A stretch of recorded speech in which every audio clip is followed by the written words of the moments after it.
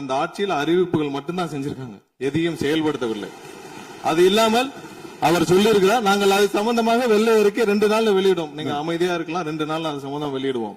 அது இல்லாமல் 90,000 டிரான்ஸ்பார்மர் வாங்கியதாக சொல்லியிருக்கிறார். அதில் 44,000 டிரான்ஸ்பார்மர் வாங்கியதற்கான சிபிஐ வழக்கு பதிவு செய்துள்ளது. அதுல அவங்க வாங்கின லட்சணம், எந்த லட்சணத்தில் அந்த டிரான்ஸ்பார்மர் வாங்கப்பட்டது அப்படின்னு தெரியும்.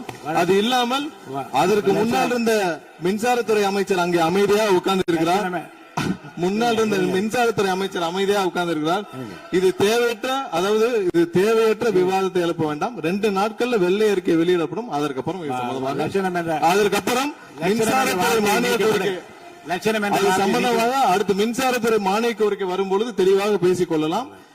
ஏற்கனவே நீங்கள் செஞ்ச எல்லாமே, எவ்வளவு தூரம் டிரான்ஸ்பார்மர் வாங்குனீங்க எல்லாமே சிபிஐல 3 வருடம் கடுமையான போராட்டத்திற்கு அப்புறம் சிபிஐல வழக்கு இருக்கு.